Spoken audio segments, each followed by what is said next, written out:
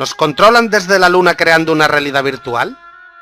Existen demasiadas pruebas que demuestran que la Luna no es un satélite natural.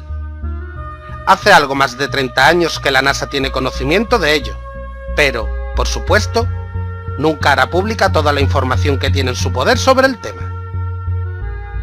¿Qué civilización ha sido capaz de construir un satélite artificial de este tamaño?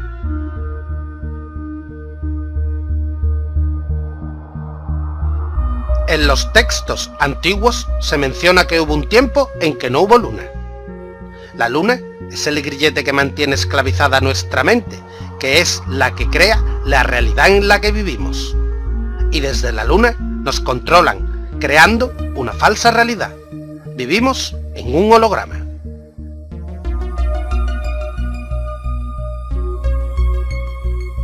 Parece que todo empieza a desmoronarse. ¿Vivimos realmente dentro de un holograma controlados por extraterrestres desde la Luna? Si quieres saber más, sigue este vídeo hasta el final. Y recordaros que en Planeta Misterio no tratamos de modificar su opinión sobre ningún tema. Creer o no es su criterio.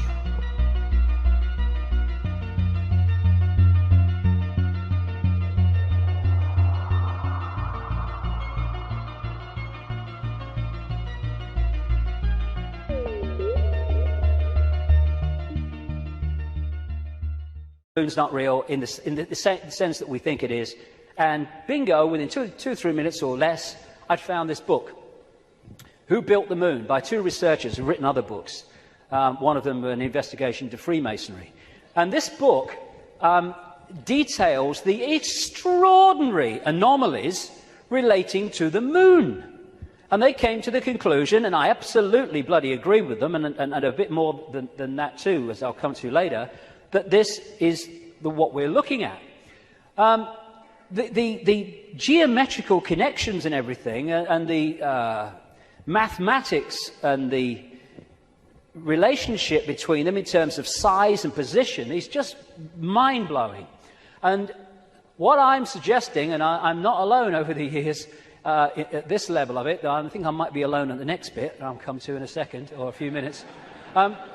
I've been there before, I don't mind. Is that the moon is actually a hollowed-out planetoid by a very, very advanced race, and it was brought here to take the Earth over. And what they do, there seems to be a modus operandi.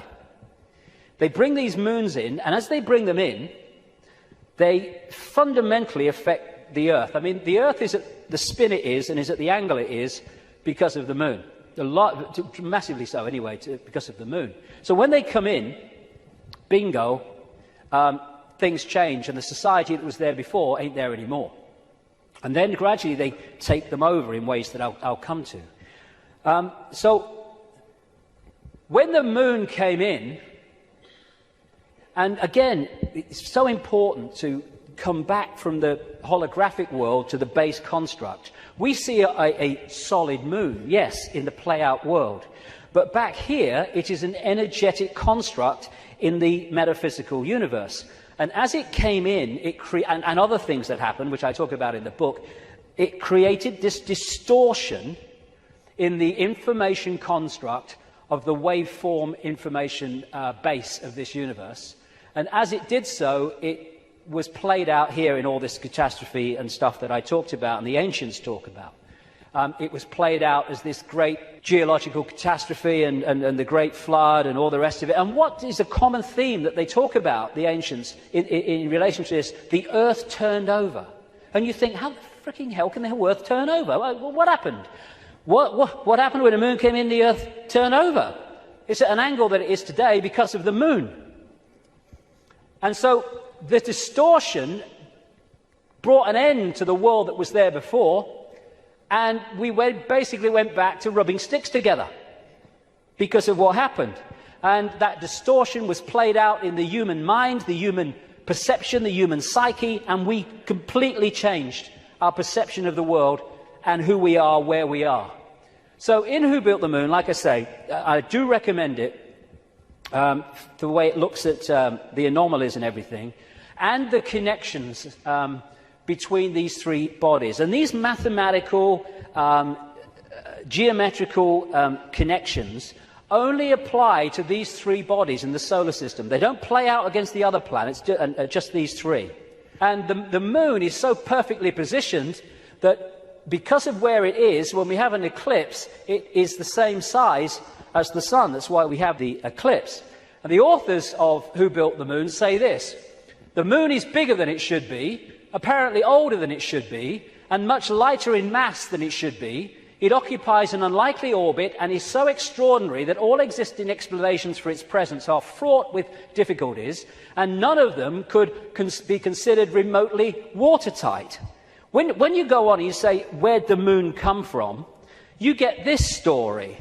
And like so much in what we call science, that people take it as fact, it's actually a theory which repeated becomes fact. But then you go back and you find that it's a theory. And the first one is the moon was created by what's known as the whack theory, or the big whack theory. And that is that a Mars-type planet came in, smacked the Earth, great chunk came off, and became the moon. When the physics of that didn't work out, they came up with the double whack theory, where the Mars-type planet hit the Earth, comes off or whatever, and then the Mars-type planet thinks, well, I'll give him one with the right, I'll give you one with the left, comes back and whacks it again, the old one too. Talk about bloody desperate. And the truth is, and honest scientists will tell you, they have no bloody clue where the moon come from, and it shouldn't, by physics, be there. This guy, Isaac Asimov, a Russian professor of biochemistry, did a lot of writing on this sort of stuff, and he said this, quite rightly: we cannot help but come to the conclusion that the moon by rights ought not to be there. The fact that it is one of those strokes of luck almost too good to accept. Small planets such as Earth with weak gravitational fields might well lack satellites. In general then, when a planet does have satellites, those satellites are much smaller than the planet itself. Therefore, even if the Earth has a satellite, there would be every reason to suspect that at best it would be a tiny world, perhaps 30 miles in diameter. But that is not so. Earth not only has a satellite, but it is a giant satellite, 2,160 miles in diameter. How is it then that that tiny Earth has one? Amazing. Some scientists don't even talk about a planet-satellite relationship, but a planet-planet relationship. The moon's bigger than Pluto. The best explanation for the moon is observational error. The moon doesn't exist, that scientist said. Another one from NASA: it seems easier to explain the non-existence of the moon than its existence. And then we get the hollow moon. This is what I'm saying, and others have said, is that it's a hollowed-out planetoid. In November 1969, the moon was hit by a lunar module to the equivalent of 1 ton of TNT. The shock waves built up, and NASA scientists said the moon rang like a bell. Maurice Ewing, a co-director of the seismic experiment, told the news conference, "As for the meaning of it, I'd rather not make an interpretation right now, but it is as though someone had struck a bell, say in the belfry of a church, a single blow, and found that the reverberation from it continued for 30 minutes. It got a bigger smack eventually, which I'll come to. Frank Press from the Massachusetts Institute of Technology, MIT, said that for a rather small impact to produce an effect that lasted for 30 minutes was quite beyond the range of our experience. This is a guy called Gordon MacDonald. He said in the early 1960s, it would seem that the moon is more like a hollow than a homogeneous sphere. And this guy from MIT said the lunar orbiter experiments had vastly improved knowledge of the moon's gravitational field and indicated the frightening possibility that the moon might be hollow. Now, we'll come to this bigger whack. A launch vehicle struck the moon with the equivalent of 11 tons of TNT, and NASA scientists said the moon reacted like a gong and continued to vibrate for 3 hours and 20 minutes to a depth of up to 25 miles. Ken Johnson, a supervisor of the Data and Photo Control Department during the Apollo missions, told Who Built the Moon author Alan Butler that the moon not only rang like a bell, but the whole moon wobbled in such a precise way that it was almost as though it had gigantic hydraulic damper struts inside it. These two Russian scientists from the Soviet Academy of Scientists wrote an article in 1970 in Sputnik magazine in Russia, headed, "Is the Moon the Creation of an Alien Intelligence?" And all these years later, it indicates to the fact that they were right. What they point out, and others point out, is the outer surface of the moon is extremely hard and contains minerals like titanium.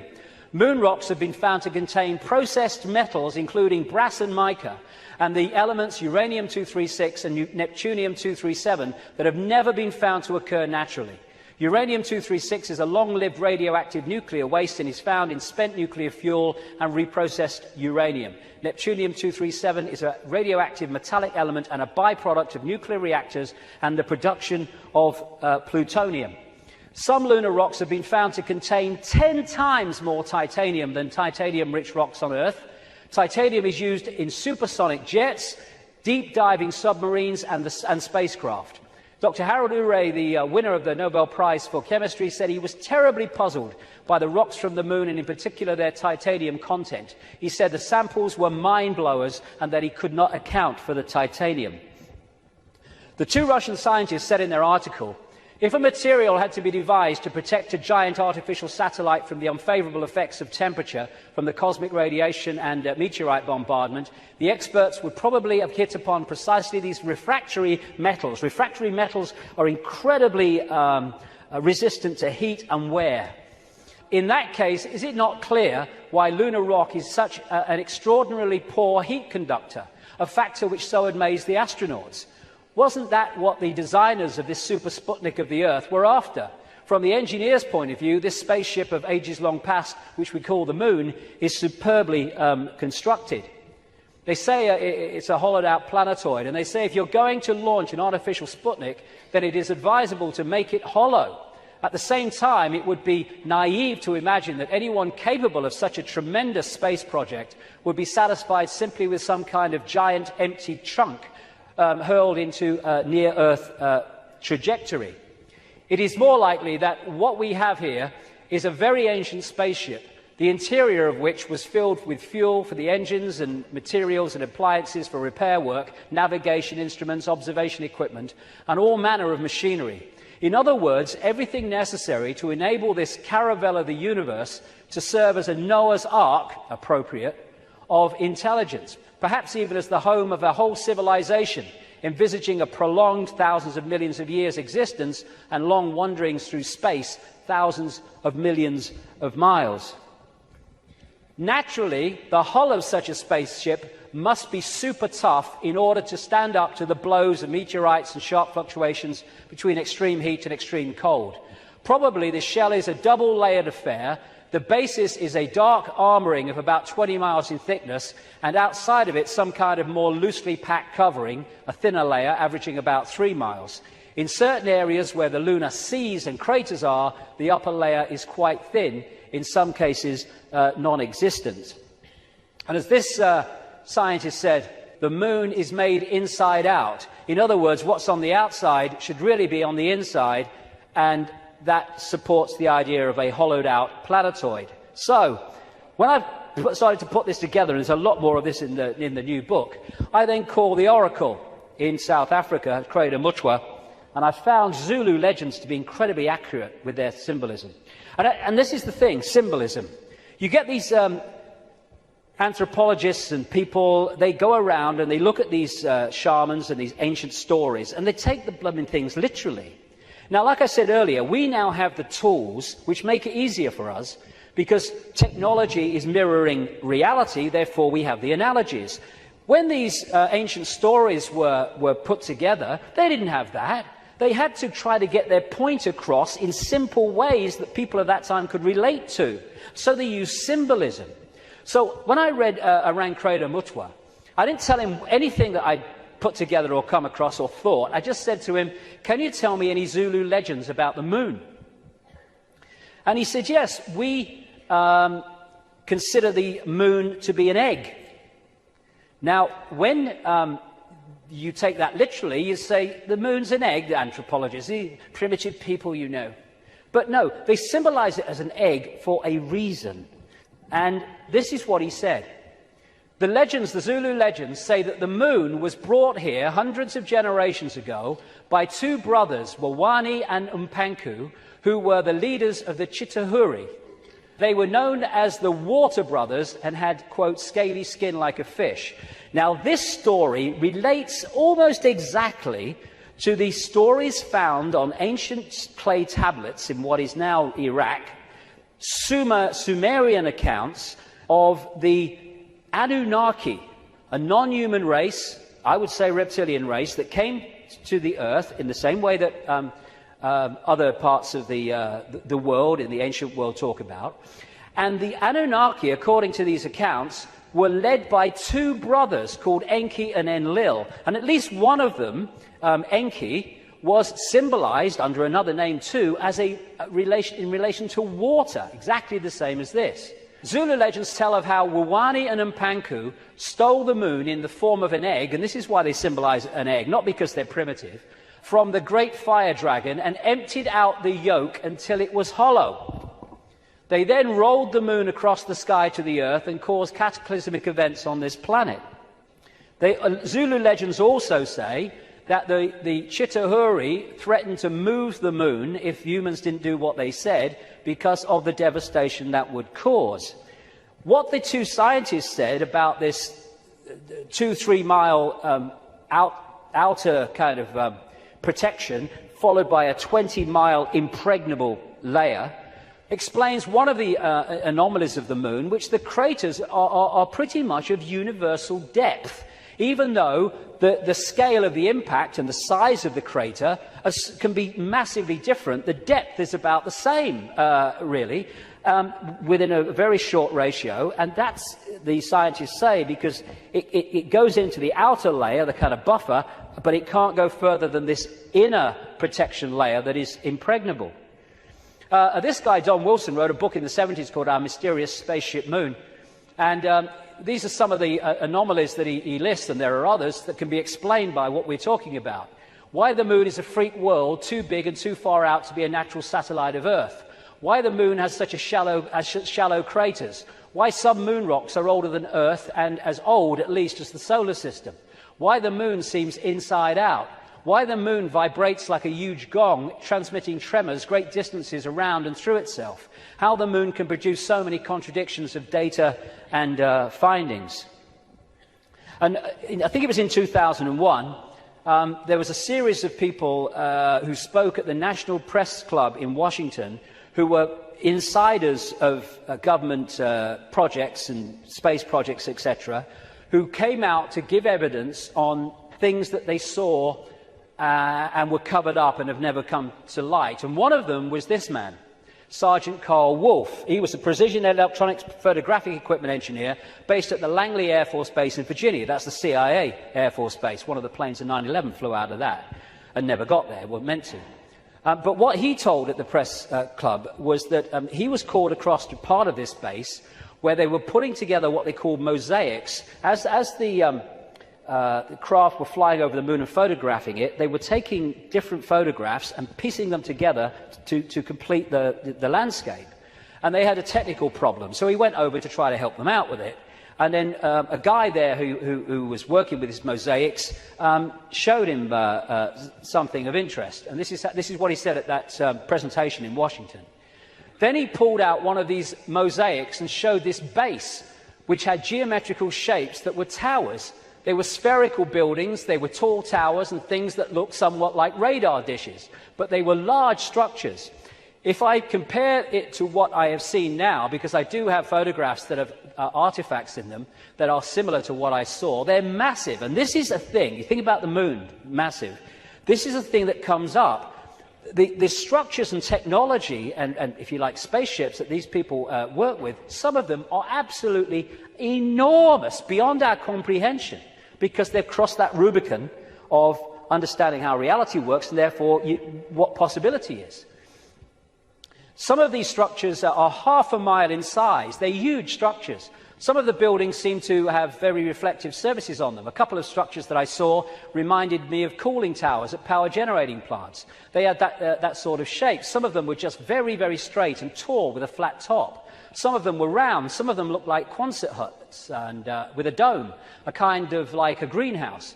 the particular shot that I saw, there were several clustered together over the landscape, a fairly large landscape. And other people at that press club presentation talked about how NASA systematically smudged out or removed any non-natural artifacts that they showed on the surface of the moon.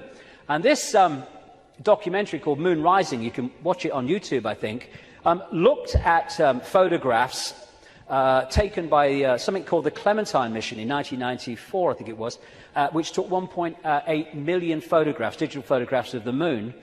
And you see the way that some things on the landscape were just blocked out. I mean, what's behind this? There's loads of these things which they've blocked them out, and then there's this, which has been smudged out. If you take it from another angle, there it is. What the heck is that? One of the kind of astounding things in this documentary is that they said they took this picture to a photographic expert who's worked with NASA, and he estimated that this was 10 times the size of Los Angeles. Because you're dealing with phenomenal understanding of how to create this technology because of the understanding of reality. And whatever it is, it certainly doesn't seem to be natural. You've got all these other things kind of smudged out, and you can only see even the smudging in close-up. And what I came across when I was putting this together is the Death Star in Star Wars. Now, George Lucas, as I've been saying in my books for years, is a massive insider in a galaxy far, far away. I don't think so. I don't think so. This is much closer to home. And, of course, in the Star Wars movies, the Death Star it looks very much, of course, like the moon, and it was constructed to move in on planets and take them over in the same bloody way that I'm talking about in relation to the moon, and there's more to know too. In many ways, this is so symbolic of what we're looking at here, and that's no accident with George Lucas involved. And interestingly, this is Mimas, a genuine moon of Saturn, and there's the Death Star. I found that quite interesting when you put them together. Anyway, there was also talk, and more recently there's been further talk in the last few weeks, that one of the moons of Mars, Phobos, is a hollowed-out asteroid. This guy said a long time ago, in '63, a chief of applied mathematics at NASA, that Phobos might be a colossal base orbiting Mars, and like I say, that's come back into the debate that it could be. And again, one of the Star Trek episodes was about a hollowed-out planetoid that became, in effect, a spacecraft, a world, and inside it. And so much of this science fiction that puts this stuff in our face as fiction ain't fiction at all. They're getting it from fact. So, like I say, there's not just incredible synchronicity in mathematics and size and position between these three bodies, but as the authors of Who Built the Moon point out, there's great synchronicity between things like Stonehenge and other megalithic structures and these three bodies, particularly the moon. And one of the things they point out is that the measurement which a guy called Alexander Thom came up with, an engineer who studied all these sites in Britain and Europe, like Stonehenge, called the megalithic yard, which is a kind of a certain length. And he said that all these major, especially Stonehenge and things like that, broke down into these megalithic yard mathematics. And what the authors of this book are saying is that the moon breaks down to the same mathematics. This is what they say. This all seemed very odd. The megalithic structures that were built across Western Europe were frequently used to observe the movements of the sun and the moon. But how could the unit of measure upon which these structures were based be so beautifully integer to the circumference of these bodies as well as the Earth? Well, maybe because those that built Stonehenge and these megalithic structures in the ancient world, some of which we'd struggle to build now, were also those controlling the moon. And okay, this could be controversial, but, you know, I've been known to be. I think that these structures were put there to suppress the Earth's energy grid, for reasons I'll come to in a moment, because we are interacting with this energy field all the time. And how do you control all the fish at once? You control the sea they're swimming in. And the way to control humanity and suppress humanity is to suppress the energy field and the energy and information available in that field that we can access. And these fantastic structures were not done by humans alone, let's say that. Now this is where I am probably alone for the moment. I don't think I will be forever, but there you go. When I was, I do this more in detail in the book, but I'm trying to connect dots here. What I came across when I was putting all this together, again, was something I've termed the moon matrix. The first section today is absolutely crucial to understanding how this can work. The moon matrix is a broadcast frequency coming from the moon, which has, in effect, hacked in to the human body computer and to the virtual reality universe in general, and has created a sub-reality within the wider virtual reality. Because, I keep saying it, but it's important, we see the moon as physical, but actually its base construct, like everything else in this reality, is waveform information. And I would say, and of course I think this is going to become more obvious as the years pass, I would say the moon is actually not just what we've talked about so far, but it's an interdimensional portal through which entities and energies can come out of one reality through into this one. It's their means of entry. Its position, so perfect, as you'll see if you read not just my new book, but Who Built the Moon, its position in relation to the moon and the sun is so perfect because that has an effect on creating this sub-reality. I'm saying that this frequency is broadcast from the moon and has created a sub-reality which we are constantly decoding, and that the genetic manipulation of humanity, so widely described by the ancients, was to take this body computer and tune it in, connect it to this frequency range I'm calling the moon matrix. This is Neil Haig's concept of moonopoly. This is the world, the structure that we are experiencing. This box, recurring, round and round, limited world. And I am suggesting that we are being massively influenced. In fact, we have been turned into a hive mind by these broadcasts, which are holding us in a sense of limitation, to the point where it operates as a default mechanism. Soon as you start to awaken, if you don't keep it going and stick with it, then you'll default back, because the pressure of this moon matrix is pushing us into this tiny sense of limitation. So what virtual realities do is they basically hijack the five senses and get them to decode the information in the computer game and take it into reality. I'm saying that this moon matrix has done exactly the same, and it is part of the modus operandi of how planets have taken over in this way. Our five senses have been locked into something else, and we're decoding a fake reality. Basically, we are connected to this symbolically, which is a hive mind, which is why we are so herd-like when we weren't before. And if people are going, "Whoa, okay, what?" Just stick with me, because the layers will go on. What I've been talking about today is the fact that this base vibration from the black holes goes through this cycle, and it elicits different information in the form of photons from the suns, which we decode, and the reality changes. We go through different epochs. What I'm saying is that this moon matrix has hacked in to that photon energy stream and has done what the Chinese authorities have done to the computer system in China. They have stopped us accessing vast amounts of the virtual reality universe that we used to before. Now, if anyone thinks this is fantastic, that we could see things that aren't really there and not see things that aren't there, this is a New Scientist. America has just switched from analog to digital television.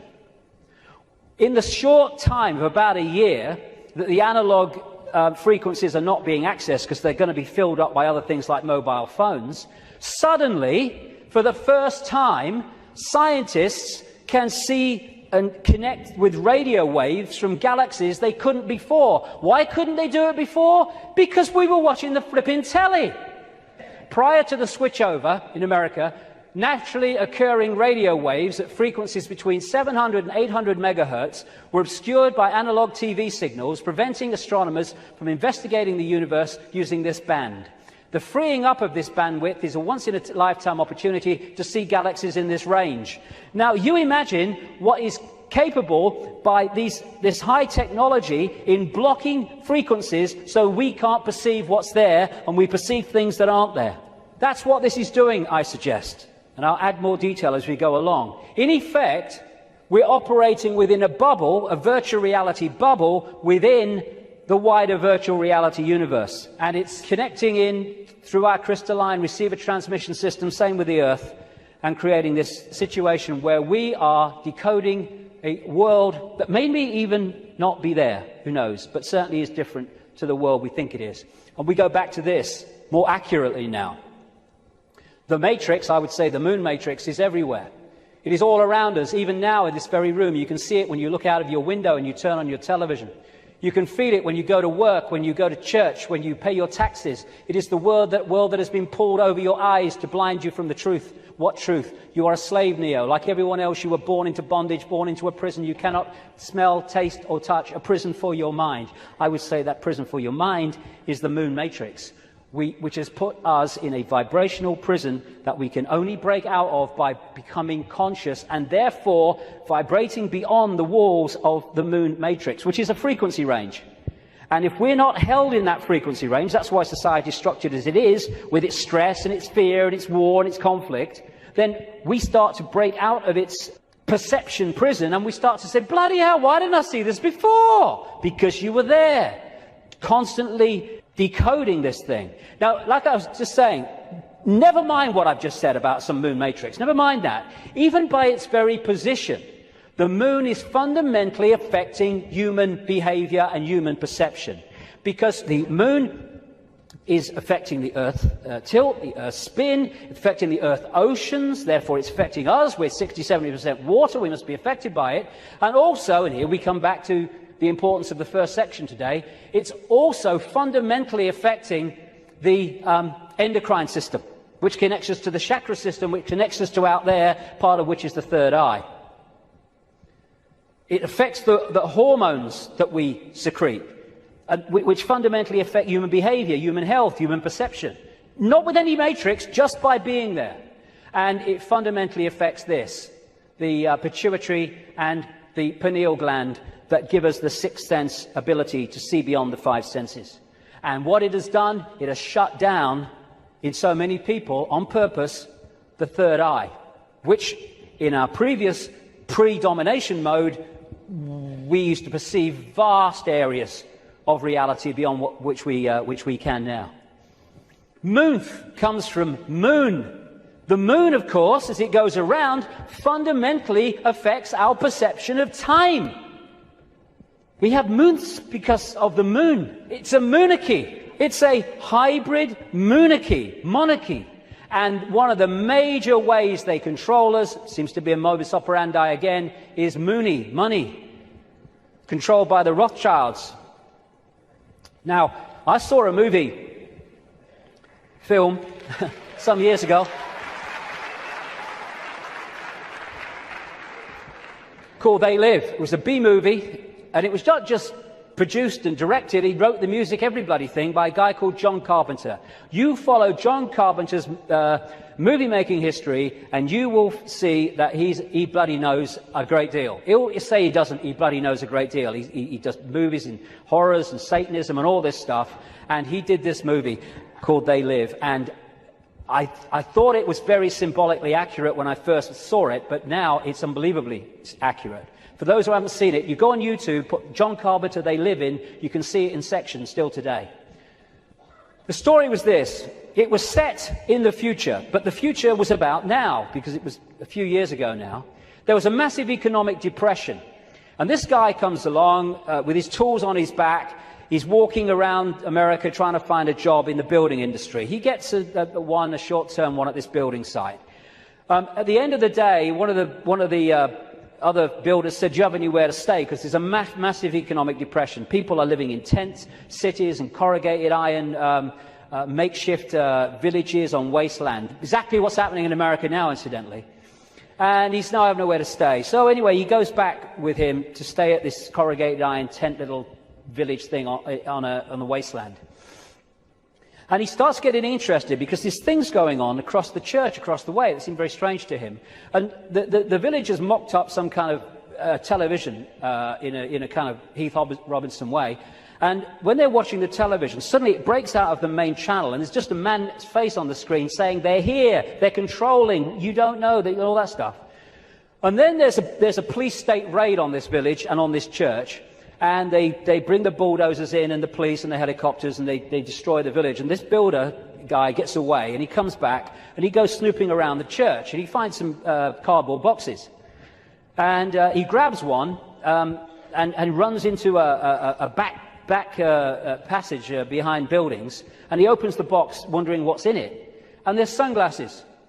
And he's disappointed. Sunglasses? What are all these sunglasses in the church for? So he thinks, "Oh, I'll have one." He puts them in his pocket, throws the others away, walks off into the street. And that's where we pick him up. When he puts these sunglasses on, suddenly the world looks very, very different. It looks like this. He starts to realize that there are people that look human to his naked eye that are anything but human when he puts these sunglasses on.